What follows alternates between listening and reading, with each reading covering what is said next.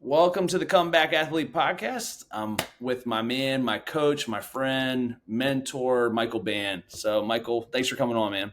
Yeah, man. Thank you for having me. I appreciate it. Yeah, so we're doing a kind of a kickoff for September this month that for clients that we really want to talk about the busy client who really struggles with nutrition because they're on the go, they're traveling a lot. They probably have high end jobs and kids and all kinds of things that just require just maybe going through drive-throughs more, or ordering meals or things like that. So we're going to kind of talk a little bit about that, but I'm an icebreaker just so some of our listeners can kind of get to know you a little bit more. What is your go-to food when watching a movie or a show? Uh, if it's a weekend, probably honestly, man, Uber Eats. I'll just have like something delivered. Nice. Um, or I'm such a simpleton. I'll just use my air fryer and I'll make a steak and I'll have rice. Heck Um, yeah. That's the yeah, notorious band meal right there. it really is, man. Like steak and rice. If I'm trying to get like a quick meal and I don't even want to use my air fryer, I always have Icelandic yogurt on hand, skyr, and I'll have a tub of that, which is like 72 grams of protein. I think it's like 30 grams of fat and like 50 grams of carbs, something like that. And it's Nice. delicious. It comes from a grass-fed cow. It acts like a probiotic, so it has the consistency of kind of like cake frosting, but it's healthy. It's like Greek yogurt, but a little thicker. That's probably the best way I can describe it because Greek yogurt, What is it called again? skyr, Skyr. Atlantic yogurt. Yeah. So it's technically not a yogurt. Technically, it's considered a cheese, but it kind of looks more like a yogurt than a cheese.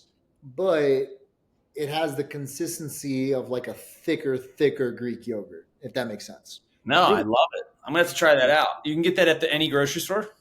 pretty much any healthy style grocery store. Yeah. I get it at Sprouts. You can get it at Whole Foods. You can get Okay, it at like natural groceries, probably Trader Joe's. You can get it anywhere that's like healthy.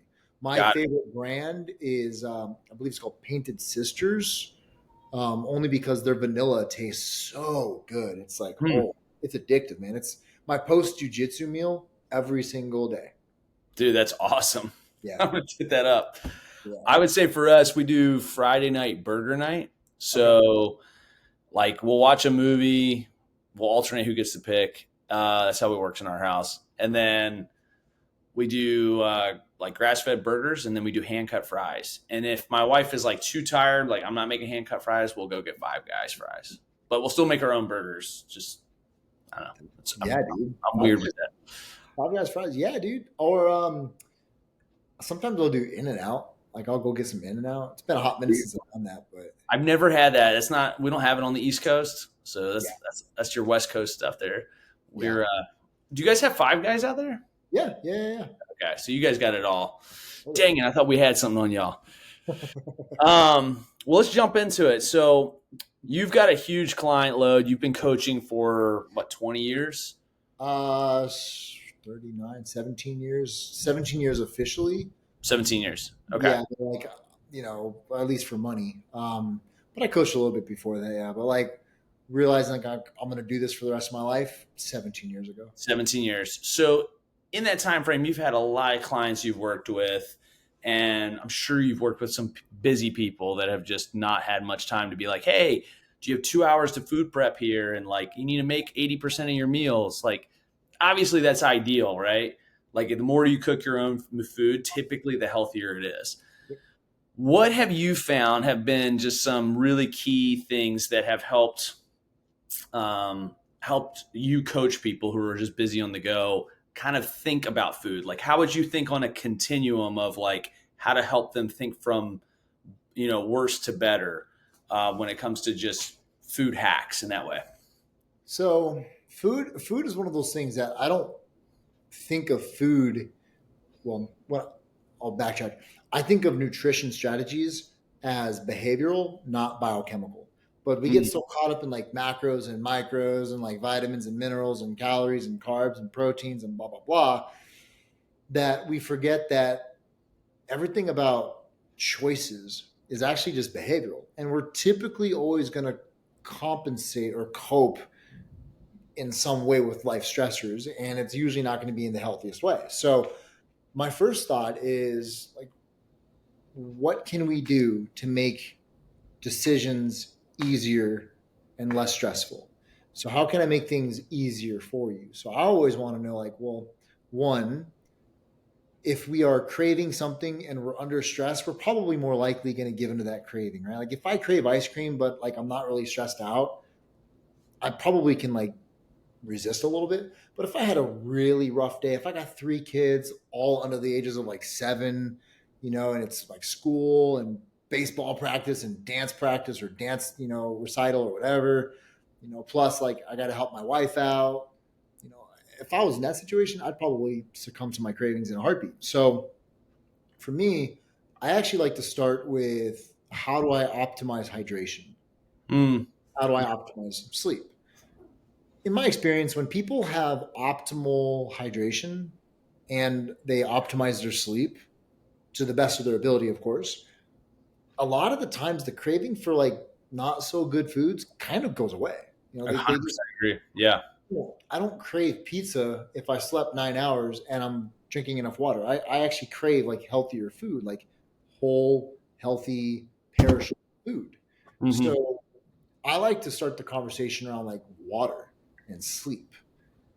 Generally water is the easiest one to control, right? Yeah. Because like if you got three kids, like yeah, you're probably just not going to get good sleep, especially if you got toddlers, right? Like you got a baby or a newborn in the house. I'm not going to try and convince you to get more sleep. So what can we control that's super easy? Usually water is the first thing. So I'm like, hey man, like how much water can we drink, right? Like let's just focus on getting in good water. By doing that, you can fix a lot of things. So water and sleep is where I start. And then, I mean, we are creatures of hedonism, right? Like we want and seek pleasure. That's what we are. And Hmm. that's what we do.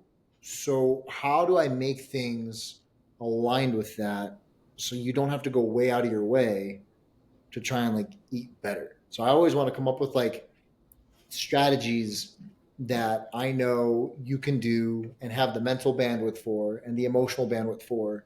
And then the big one is just chronic check-ins, like check-ins quite often, at least once a week checking in. Yeah.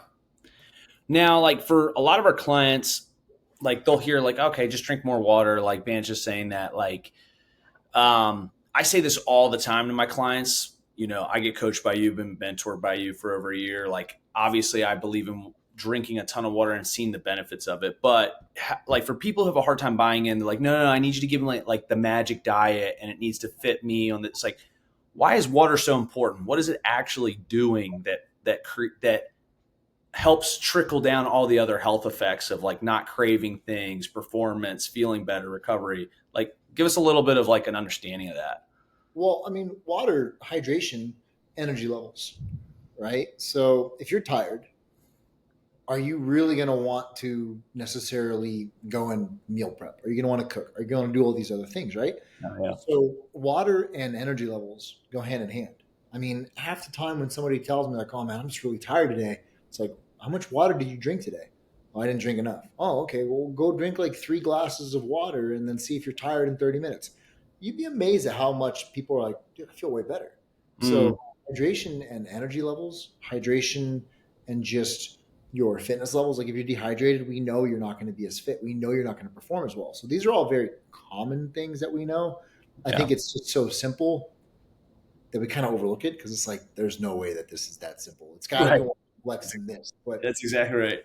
yeah, so I mean, water. I like to think of things kind of in like a reverse order almost. So when I want to attack nutrition, I think of what's something you can live without for 2 weeks. You can go 2 weeks without food for sure. Like people do it all the time. I'm not saying it's healthy, but like people have survived starvation for two Sure. weeks. Can you go 2 weeks without drinking any water? Nope. Probably not. Like, good Lord, I doubt it. Maybe there's cases where somebody has and whatever, but good luck. And then sleep. Like, can you honestly survive 2 weeks without any sleep? No. No. And Yeah. so I always reverse process like order of survival. So do I care about nutrition? Yeah, of course. But I always look at like, hey, like what are the things we need to survive? Water and sleep, right? Then from there, let's say, okay, we have that dialed in now. Now let's talk a little bit about, food and what we can start with on that. That's Then good. after that, with food itself, protein. That's almost always my starting point is protein. Hmm. Let's talk there. So, like, let's say you have a client. Have you ever had a couple clients that just travel constantly, and Yeah. so ton of their food is like eating out and on the road, on the go? Yeah. How would you? What would be some like focal points for them to think of prioritizing protein? So it's no different than when I worked with collegiate athletes that have to travel for sports games, right? Like all their games. Or when I've worked with military. So I've worked with tier one guys, I've worked with tier two guys, I've even worked with like tier three guys. But my tier one guys that I've worked with, it's not uncommon to have guys go TDY or like have to like travel every other week. They're not gonna have, a perfect chow hall. Like when they're home, the chow hall is great. Like they have epic food in their chow hall and they can portion out everything just fine. But when you're living out of a hotel and it's like, hey, you're going to work 12, 13-hour days and you're living out of a hotel, you're not going to be meal prepping. So I always look at it from, hey, I want to get protein and I want to make things super simple. So whey protein, absolutely, right? Some form of a protein supplement that's super easy. Also, I always try to get my guys or girls to take a green supplement, take their green supplement, take a fiber supplement, take a multi. Do you have any like ones that you actually prefer? Greens First is probably the one that I love the most. I know a lot of people love athletic greens because it's got a lot of marketing hype. I think it tastes disgusting. Greens First, it's the same dang thing, except it tastes really good. Mm, But like most greens products, it's like, dude, I'm literally eating a wheatgrass shot. Like I'm literally drinking liquid grass, and it's disgusting. Greens yeah, First, dude, I can drink that all the time. Like it tastes good. yeah, And it's super fine powder, so it dissolves better. I don't feel like I'm like drinking like pulp. So greens first is my go-to, but also just a really good solid multivitamin, making sure that it has methylated B vitamins, so like methylcobalamin versus cyanocobalamin, mm, like methyl tetrahydrofolate versus folic acid. So I am a big fan of the simple stuff like that, and then from there to get actual like fueling, microwavable white rice. I used to tell my clients a long time ago, like, just tell the hotel front desk you need a mini fridge because you have type 1 diabetes and you need your insulin to be refrigerated. And then, like, give you a damn fridge. But, like, these days, it's 2024. Like, I don't think I've been in a hotel in 5, 6 years that didn't have a mini fridge in it. that's true. Right? So, like, every fridge or every hotel kind of has a mini fridge. So, what you can do is you can just go get microwavable rice, the kind that comes like in the pouch you just lift up and you can stir after it's microwaved. I always recommend reading the ingredients. You don't unnecessarily get the microwavable rice that has all that, the oils in it. Right. I always recommend just looking for it. It should say like jasmine rice, water. Then you microwave it 60 seconds. Um, if you really can't get a microwave, because some hotels don't have microwaves, I would say, hey, probably get the kind that you can just open up and stir and eat. So you don't need to technically microwave it. You can have cold rice, like people have eaten cold rice in the past. Yeah, Uh, I eat other cold options, like every day. yeah. I mean, other options could be, fruits, bananas, apples, things like that. I think the best one that I always recommend though is find a hotel that's like an extended stay. if I, Yeah, when I travel for work, I always try to find an extended stay, even if I'm there for 2 days. I don't care. At least I got a kitchen and I got utensils and I got like an oven and I got all the things I need. So an extended stay, and then use Instacart. Yeah, it's an added expense because you got to pay for delivery and you got to give a gratuity to like the delivery driver. But I've had groceries delivered to an extended stay, and I was able to maintain my diet without having to go way out of my way. that's really good. That's a great idea. Instacart extended stay, Or just freaking go do it yourself. Go to the grocery store and grab it if you got a couple minutes, and then come back. Like, 100%. yeah, The thing too, Uber Eats, man, like unless you're in like Podunkville, Missouri, which ironically I'm going to be there in a couple months deer hunting, but otherwise, like if I go, I don't know, like let's say I go to like I was in Washington D.C. less than a year ago. I've been to Washington D.C. a couple of times in the last year for work, and ultimately there's gonna be some restaurant nearby that can offer you some relatively healthy options through Uber Eats. Yeah. Uber Eats, man, like all right now, if I wanted to, I could order a healthy meal from True Food, which is a restaurant down the road, Uber Eats. So you don't have to necessarily do a lot of prep, especially if you know you're gonna have like a 13-hour day. I'll usually just get like multiple meals delivered and then I'll just throw it in the mini fridge. I've done that where it's like, cool, I got my breakfast, and then when I get back, I got my dinner. I can eat that right away. And then if I gotta go socialize, because like for whatever reason I have to go like people a little bit, then Yeah. I'll make good choices when I'm out there. But the last thing I'll say, the number one thing people I think overlook is just muscle mass. If Mm, you have good amounts of muscle mass, relatively speaking, like if you're 5'2", maybe don't try to have 300 pounds of muscle mass. But if you like, that's the freaking cheat code, right? Like yeah. I'm 220, 6'1", and I'm like 9 or 10% body fat. I can go eat an extra large Papa John's pizza right now, and like, yeah, I'll probably fart a little bit tomorrow, but Hmm. I'm not going to have any like metabolic issues. So resistance training, if your diet's not perfect because you're traveling, Yeah. go do some goblet squats and dumbbell death march steps and dumbbell rows, and go do like 50 burpees for time. Get all that done within 45 minutes and you're fine. Like, who cares if you don't have the perfect Diet. meal, macros Yeah. aren't that right? Like, just work on your muscle mass. Like, resistance training is such a cheat code to life. People Yeah. get caught up in the nuance of like, you know, nutrition, but really it's like just do some good resistance training and, you know, You're so right, man. Like, because typically the client we're talking about here is going to be it's like the really general pop person who wants to get healthy, get more muscle mass, look better, feel better, but they're working. That's like their main thing. Their sport and their fitness doesn't pay their bills. And so you're like, hey, live a little life like when you're on the road. It's yeah, okay to have a little bit out, but make sure you still get your resistance training in because the real secret is just having more muscle mass. Like, totally, man. yeah, And get that basal metabolic rate higher, and you're going to be able to burn more calories doing nothing.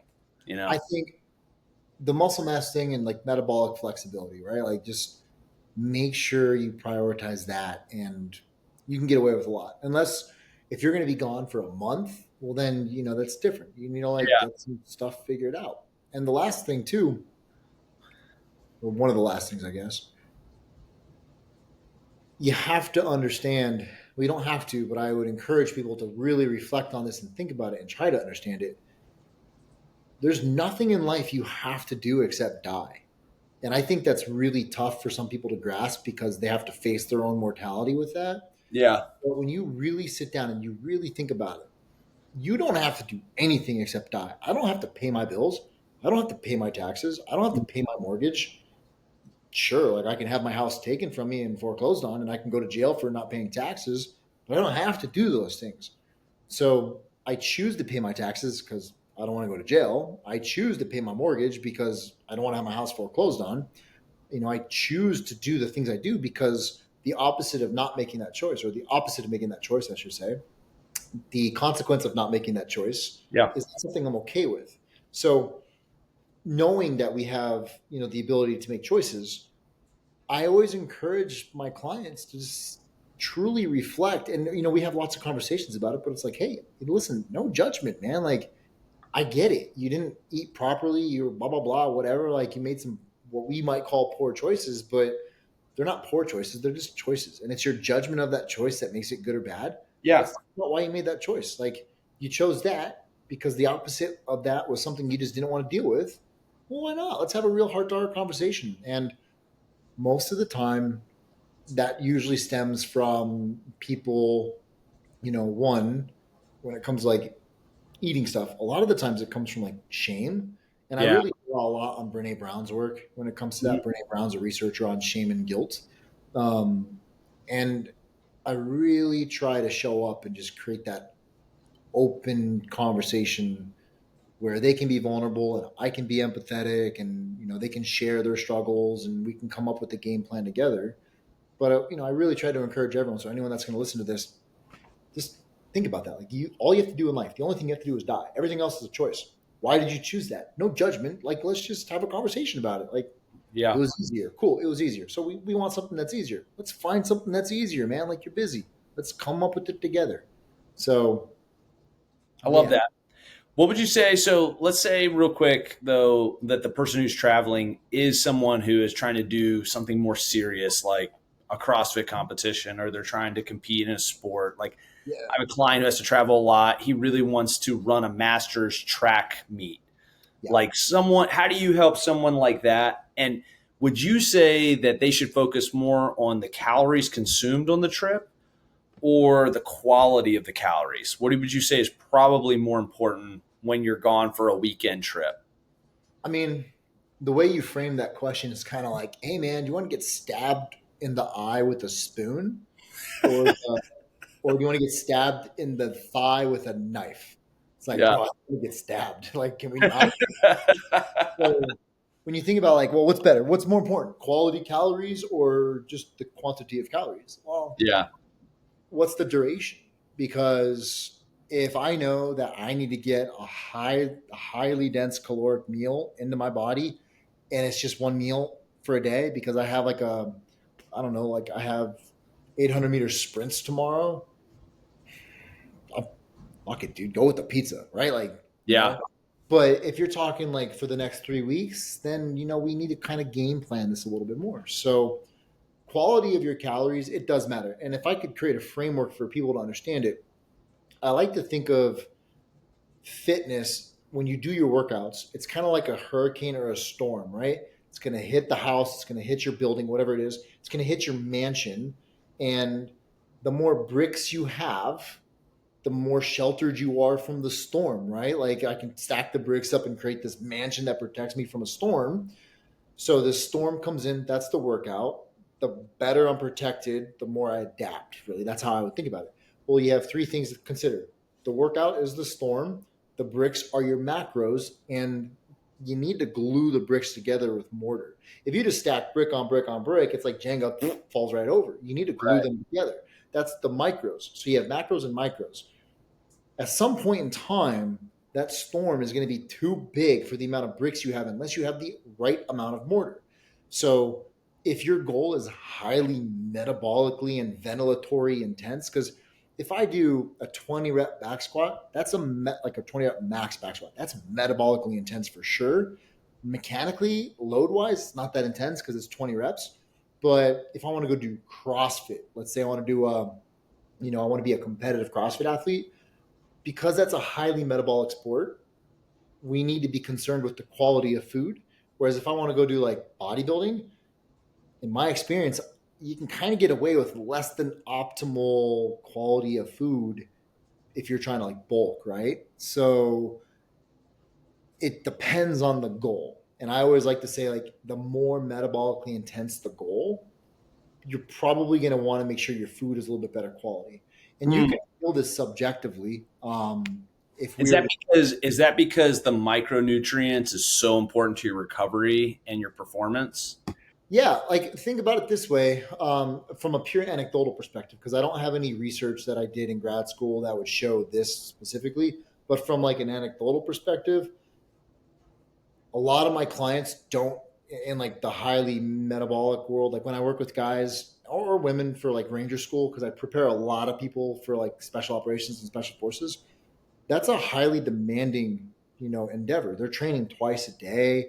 I have people that are running up to 40, 50 miles a week.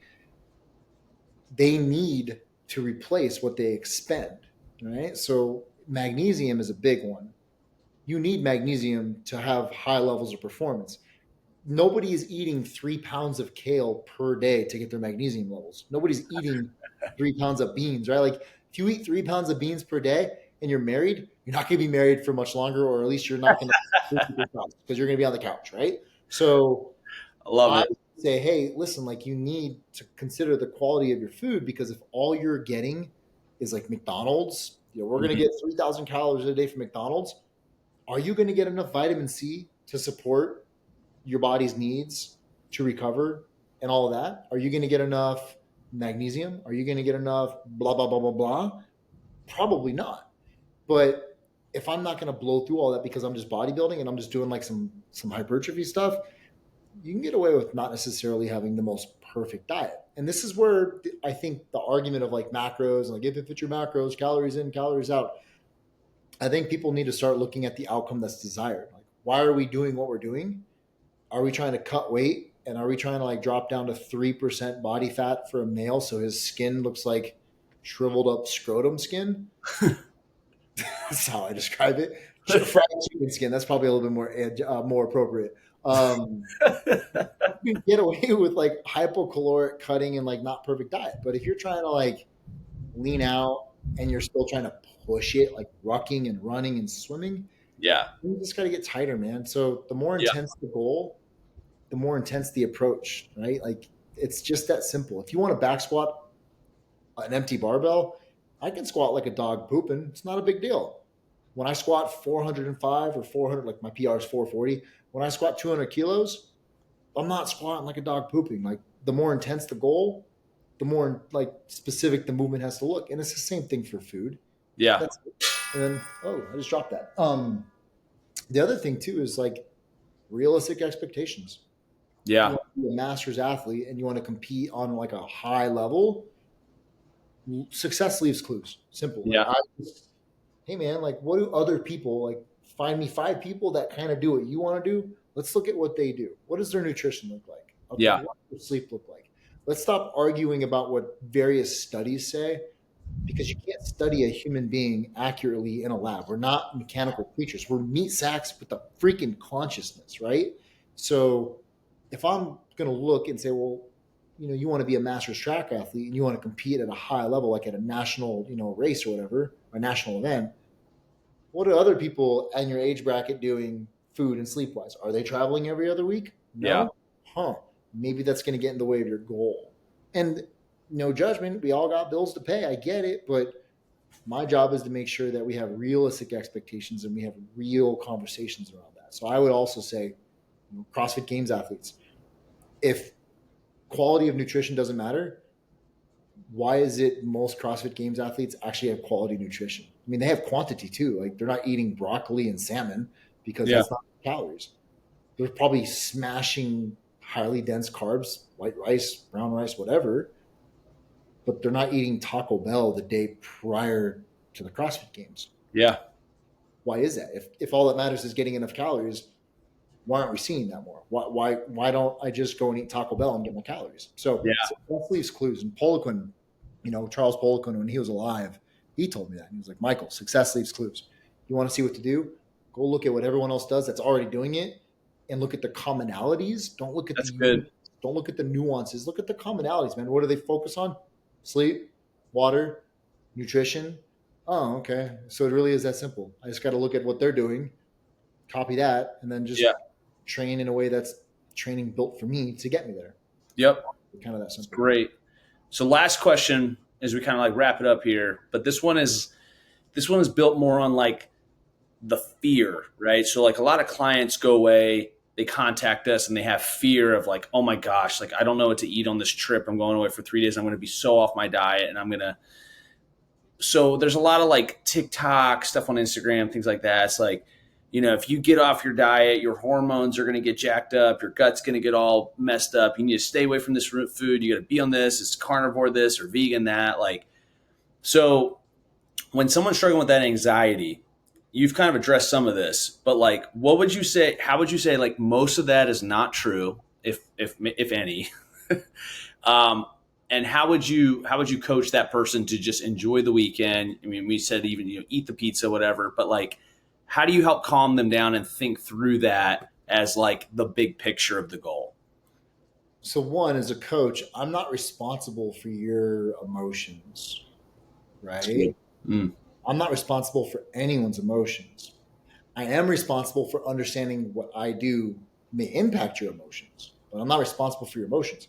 And what I mean by this is I will not try to tell them, dude, you don't need to be anxious about this, right? Like, I'm not going to take ownership and tell them what they need to feel. Instead, I flip that. I validate what they feel. I would Mm. look at that and I'll be like, you know what? There was a time when I did this and I got a little anxious and I mean, it's kind of normal that you feel like that. Like, I think that's a totally valid way to feel. And I want to validate their feelings. And so Yeah. it's absolutely valid to get anxious about this stuff. There's nothing wrong with that. And I think as coaches, we get so caught up in like forgetting that we do this shit for a living. I make my living by making sure that like I can do my food and blah, blah, blah. And this whole bullshit, part of my language, but these coaches out there, especially like these functional fitness coaches and these like personal trainers out there, that are like, lead by example. It's like, shut up. You literally work out for a living. Yeah. These people have wives and husbands and kids and grandkids and jobs and mortgages and stress and traffic jams. You work in a gym. You work as an online coach. Like, you're a remote coach. You don't really have the same stress they do. Shut up and stop trying to lead by example, right? Like, I don't lead by example because I don't expect people to do what I do.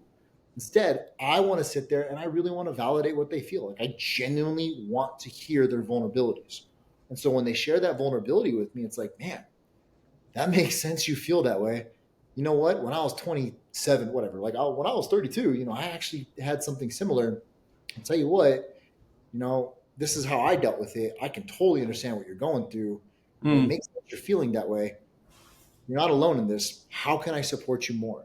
You Yeah. know, I don't try to offer a solution necessarily, but I come up with strategies and then I ask them how they feel about that if that's what they want. But not everyone wants a strategy. Sometimes they just want to like tell me that they're feeling really anxious. The Hmm. other thing I'll do too, though, is I will try to remind them of their resiliency, especially when I've worked with clients for years. Like, I've worked with some clients. I have some clients I've had for over 10 years now, Yeah. consistent coaching for over a decade. I will tell you right now, there's not a lot of coaches in this industry that have said that can say they've coached somebody on a daily basis consistently for over a decade. What I have learned from that is I can look back and be like, remember, 5 years ago, 4 years ago, 3 years ago, do you remember this one period you went through that? And they're like, yeah. And I was like, dude, you remember how you crushed that though at the end? Like, you ended up actually totally fine. Like, well, yeah. It's like, dude, this is super similar to that, man. Like, you're Yeah. gonna be fine here, right? Like, you're Hmm. resilient. And I try to remind them through giving them examples of like previous examples of like, hey, you were fine, you were resilient. And also by doing that, I'm not trying to gaslight them into thinking like your feelings are invalid, but I try to do it like, hey, man, I totally get you're anxious. Actually, I'll give you a perfect case study of this. I'm working with this girl. She's amazing. I've worked with her for years. I've worked with her since she was basically a civilian. And I'm training her up now for a pipeline. She's in the military. She's been in the military for years. And I'm training her up for a special operations pipeline. She's a beast, right? Today, literally an hour and a half ago, she told me she has this like nervousness, this fear around, carrying the jerry cans. So basically, farmer walk type stuff. And so she was like, I feel like I need more farmer walks. I feel like I need this. I was like, yeah, okay, well, I trust you. I trust your feelings. You're the expert in how you feel. I'm not the expert in how you feel. Talk to me. What are you feeling? Like, what makes you feel like that? I just remember, like, in this last pipeline, those things crushed me. I have really bad anxiety about it.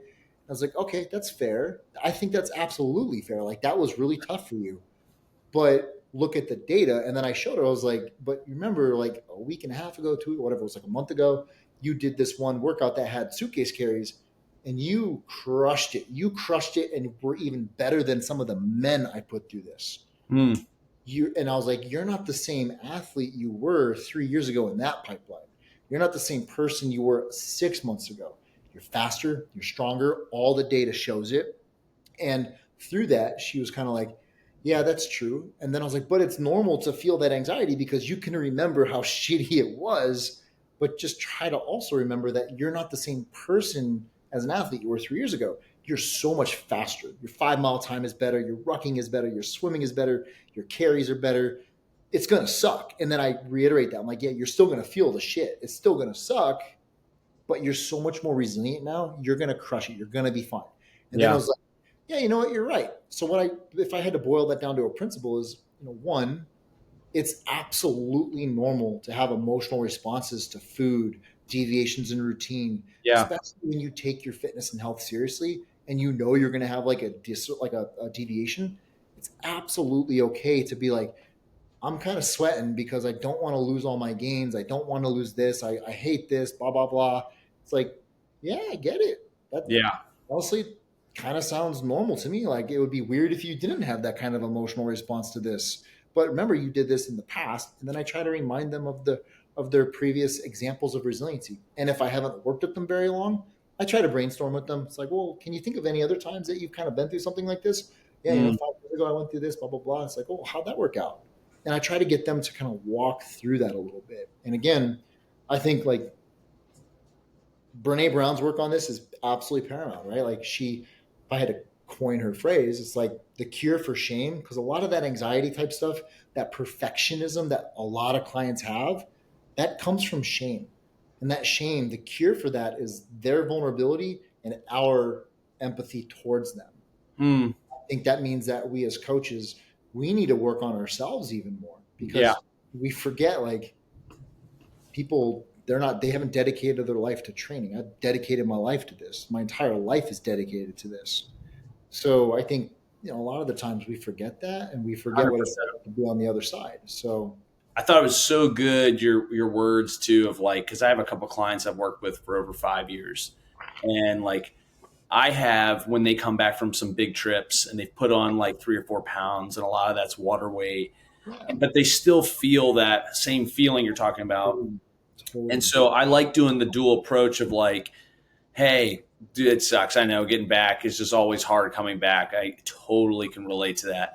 But then the second part of also, but like, remember all those other trips though, how quickly we've lost this? Like, Yeah, it's like 2 or 3 weeks of getting back onto your normal schedule and you're kind of right back where you were. It's like, yeah, oh yeah, you're right. So it's like not allowing that thought to take too far, right? Is kind of like a good skill for the coach to help with the client. yeah, But it's also nice to like remember, hey, like it does suck. I remember like feeling like that bloated feeling you get back, and it's like, gosh, all that hard work's gone, and it's like you just need somebody to remind you sometimes. Like we all need other people to be like, I think you're going to get that off pretty quick, and that's not the new normal, you know? that. But also, if you have that relationship built, tell them up front, be like, hey, remember like last year when you did this trip, you kind of went through this. Like I've got this awesome client. I've worked with them for 3 years now, 3.5, 4 years. Um, this is the time of year where things get kind of chaotic because he coaches the PB football team and work is busy, and so this is what we call like the in season time of year where he just doesn't train as much and he does lose a little bit. But every August we have a conversation, every July-ish, August-ish. It's like, hey man, remember last year? This is kind of what you went through. Just think about like, hey, we're probably going to go through the same thing this year. But remember last year as well, like you came out of it and you still made some gains. We made some progress on this. Remember in the last year, you've actually gotten bar muscle ups now. You haven't had bar muscle ups in the past. Now you got bar muscle ups and you can string them together. Yes, you are going to lose some fitness because you're training less, but you're going to drop in your fitness. If your baseline was here, you're going to drop to here, which means you're still not worse than you were. And then you're going to rebuild. And I try to remind them of that because it's like, hey, remember, you've been here before, you were fine. Then as we go through it, it's like, hey, remember we had that conversation 2 weeks ago? Do you remember that? Remember, dude, you're gonna be okay. And you try to remind them of the resiliency while giving them that space to still express. And I Mm, think a lot of coaches get frustrated because they're like, dude, we just had this talk 2 weeks ago. Like, what the F? Like, come on, man. No, like give those clients, give your people a chance to express that, right? Like they're coming to you because they're trusting and hoping to hear some empathy. And I mm, think Dr. Clue, Amanda Clue, she's out of North Carolina. She's a PhD. Her main thing is like motivation and psychology. She was a client of mine for years. She's an amazing human being, and she said, "Honor the ask." And I love that. I think that was brilliant when I heard her say that. Um, it was honor the ask. If somebody's coming to you and they're going to have you as their coach, like they're asking you for help. So yeah, if somebody's like expressing their anxiety or expressing their frustrations, honor that. Like don't dishonor that. Don't try to like sweep it under the rug and be like, hey man, like we've been here before. Like you don't got to worry about that. You're going to be fine. No, hmm, honor, recognize they're being vulnerable. They're expressing some shit, man, and we really don't know what else they may be expressing. Honor it and just show up for them and be like, man, that I get it, dude. I've been there. I know what that's like. Tell me more. I'm here for you. You don't have to deal with this alone. I'm here to be there and support you however yeah. you need. I think that's probably the best way to help clients get out of that cycle. Because I think of it very much like a shame cycle, like a Brene Brown kind of shame cycle. Yeah. I think as you offer that empathy, and it's got to be authentic, right? It's got to be authentic to how you are. But as you offer that, clients will eventually like that kind of they transcend it. And then the best thing is like after the next time you'd be like, hey man, so how'd you feel? Actually, I didn't really feel any anxiety this time. I was like, dude, that's freaking awesome, man. Yeah. Like, think about that growth, man. Like just in the last 6 months. And that shows that growth. And I can go on and on about that. That's Sure. something I'm very passionate about. I think there's probably some research out there. I don't know this for sure, but you might know. But like, it's almost like the more you stress about the thing you ate or didn't eat or how you worked out, like, or didn't stress, actually affects your body, might maybe even more than like just eating it. So it's like, let's say you're going out, so you're traveling right now, and you're the client, and you went out and you had the slice of pizza. It's like, cool. Like if you just relax about it and be like, yeah, it's not my normal diet, I'm fine. Like you're probably going to process that well. Like your gut's not going to go upset. You'll be fine. But like I find that like if I do that and I like beat myself up about it, it's almost like I make my stomach issues worse. Like I feel more stress. I almost like psychoanalyze or psychosomatic like the idea that I actually am bloated and fatter than I really am. It's like Well, anyway, it's not purely psychosomatic, like irritable bowel syndrome and other types of things with the gut. We know they're directly linked to, you know, your psychological, mental, emotional health state. We know yeah. that.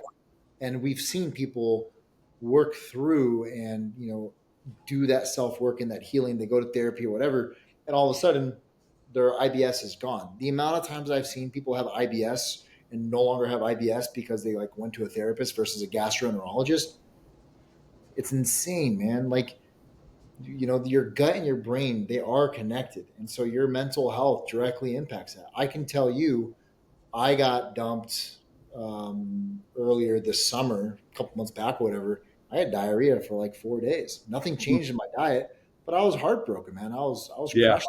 Like she really hurt me, and it sucked. Like the way she did it was shitty. It was kind of malicious. And Yeah. so it's like I had diarrhea for a few days, nothing changed. But as I was, working through it and I learned to like emotionally process, my digestion came back. Mm, So you're not wrong. Like stressing about something, but again, if you're a coach and you're working with somebody that's going through that, now you're telling them, well, don't be stressed. Well, now I'm stressed about my damn stress. Like, what the heck, man? So what yeah. I do, I don't tell people to not press the red button.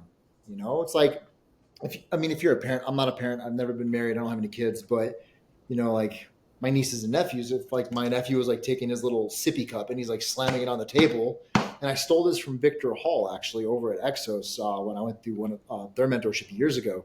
Victor Hall was brilliant when he explained it because he had a 2-year old at the time, and he was explaining what he would do with his 2-year old. He's like, if you have this 2-year old and they're slamming this down, you don't want to tell them to stop doing that because now they're going to have all these other options. Okay, well, I won't slam it. I'll throw it. It's like, okay, well, don't throw it. Okay, well, now I'll spill it. No, take away the options. Tell them what you want them to do. And Mm, so it's it's good. like, hey, Johnny Joe, I want you to go ahead and take your sippy cup, put it down on the table, and don't touch it.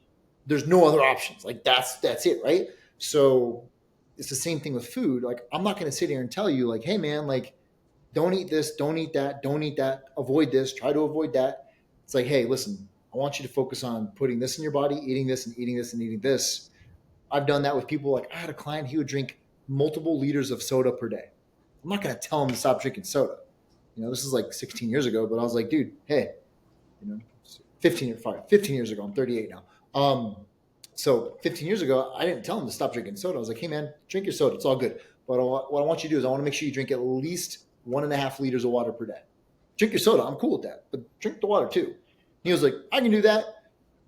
He stopped craving sodas. He was like, honestly, dude, like my soda consumption is down since I started drinking more water. Cool, man. I love it. Keep drinking your water. Like, just you're good, man. Maybe next week we can go up to adding in like eggs at breakfast or something, right? Mm, Like, I don't tell people what not to do because now if I tell you not to press the red button, you're just like, I want to press the red button. I'm right. stressed, right? Yeah. I tell you that. Hey, go and press the blue button, the yellow button, the pink button, the purple button. Go press all those. Oh, I'm gonna press all these buttons, and they forget Yeah, about the button. So I think we stress our clients out by not giving them options of empowerment. Like let's sure. empower our clients. Like let's Yeah, find ways. Hey man, focus on this. Stack your wins. My client John, um, God love him. I've worked with John for years. He is a very wise man. Um, he's a fire captain out of California. He's super wise, and he was talking to me about stacking wins. And I learn a lot from my clients, especially my older clients, because they have a lot of life and they can explain things to me. And he was like, "Yeah, dude, you just got to stack wins, bro." And I was like, "That's a brilliant way to describe that." I never thought like I thought of it like that, but the way he described it was like stack wins, empower people. Like, hey man, like get your water, get an extra 30 minutes of sleep per night. Awesome, I love it. Don't worry about anything else. Dude, everything else, keep it the same. You know what I mean? Like do that. Like go ahead, throw a dip pouch in, right? Like throw a dip in, throw a Zin in, whatever. I don't care. Drink your water. Right? Like I'm not gonna tell you to stop doing that. Just drink your water. And over time, those habits kind of help get us out of the things that maybe we shouldn't be doing as much. right. So empower. Don't try to like take away stuff. Try to like give people options. That way they can get better. I love that. Well, man, I appreciate you coming on. So many good nuggets here. Thanks for giving your time. If people wanted to, obviously we're here for Comeback Athlete, but if people wanted to know more about you, how could they reach you and find you? They can probably just find me on the Instagram, the social medias. I hate social media. The Instagram. I love that. Yeah, the Instagram, the interwebs. My Instagram handle is at coach underscore Michael underscore Bann.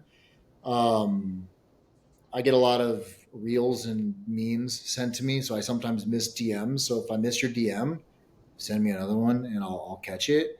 But I try to respond to people's DMs all the time. I do Q&As where people can ask me questions and I'll like take videos and I'll answer their questions. Um, that's probably the easiest way. And then you can email me. It's michael.b at proof3, the number three, not the word, but proof3.com. So michael.b at the word proof, number three.com. Awesome. Um, yeah. But yeah, Instagram, the Instagrams, that's probably the best way to get a hold of me. Awesome, man. Well, I appreciate you, Mike, coming on. And yeah, if you got, we will be tuning in for some more nuggets coming this month. So thanks for listening. Yeah. Thanks for having me. Boom.